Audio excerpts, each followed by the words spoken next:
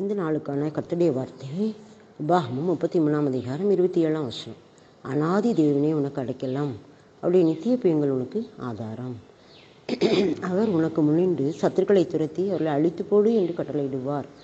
இது யாருக்கு கொடுத்த வார்த்தைன்னா, மோசே மரணம் அடையும் முன்னால் அவர் கோத்திரங்களுக்காக என்ன செய்கிறார், ஒவ்வொரு கோத்திரத்தையும் கொடுக்குறாரு.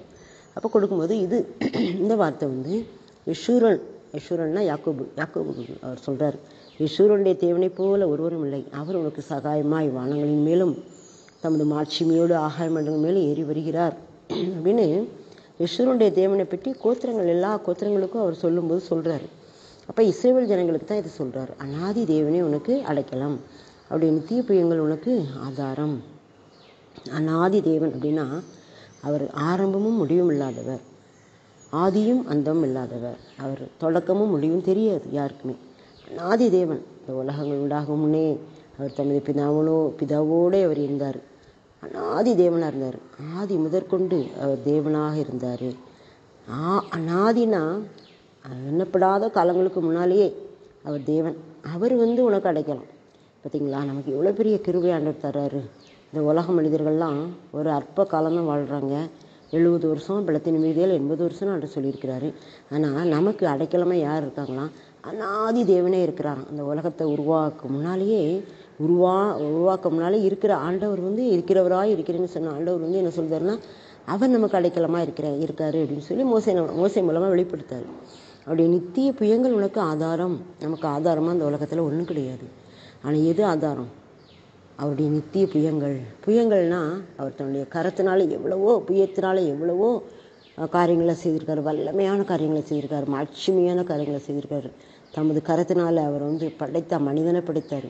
தமது கரத்தினால் வார்த்தையினால் சர்வ லோகத்தின் எல்லா காரியங்களையும் படைத்தார்.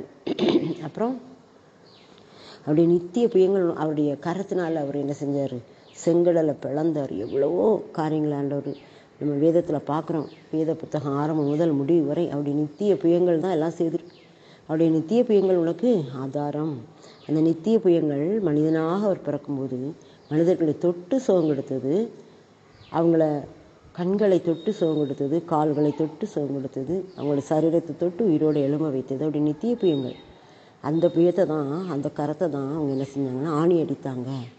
ஆனாலும் கூட அந்த ஆணி அடித்த கரத்திலிருந்து வடிந்த இரத்தத்தினால நமக்கு ஒரு பெரிய மாட்சியை உண்டு பண்ணுதார், விடுதலை உண்டு பண்ணுதார்.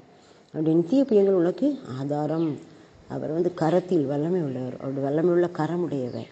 ஆனால் அவருடைய நித்திய புயங்கள் நமக்கு ஆதாரமாக இருக்குது. அவர் உனக்கு முன்னாடி சத்துருக்களை துரத்தி அவர்களை அழித்து போடு என்று கட்டளையிடுவார். நம்முடைய சத்துருக்களை துரத்தணும், விசுவாசத்தோடு துரத்தி அவர்களை அழித்து போடு அப்படின்னு நம்மள சொல்லுவார். அப்போ நாம் என்ன செய்யணும்? அவருடைய வார்த்தைகளை பிடித்து கொண்டு நமக்கு எதிராக ஒரு சத்துருடைய கிரியைகளை துரத்துறதுக்கு நமக்கு வாயின் வல்லமைகள், கரத்தின் கிரியைகளை அவர் தான் வல்லவராக இருக்கிறார். அவரை போல நம்மையும் மாற்ற அவர் வல்லவர். நாம் விசுவாசிப்போம். ஆமேன். அப்பா, நீர் கொடுக்குற அந்த வார்த்தைக்காய் நன்றி. அநாதி தேவனே உனக்கு அடைக்கலாம், அப்படி நித்திய புயங்கள் உனக்கு ஆதாரம் என்று சொல்லி எங்களுக்கு நீர் அடைக்கலமாகவும் ஆதாரமாகவும் இருக்கிறபடியால் நன்றி. ஆமேன். அநாதி தேவன் உன் அடைக்கலமே, அவன் நித்திய புயங்கள் உன் ஆதாரமே.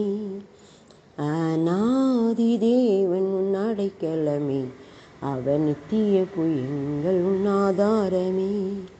இந்த தேவன் என்றென்றும் உள்ள சதா காலமும் நமது தேவன், மரண பரியந்தம் நம்மை நடத்திடுவார். அநாதி தேவன் அடைக்கலமே, அவன் நித்திய புயங்கள் ஆதாரமே.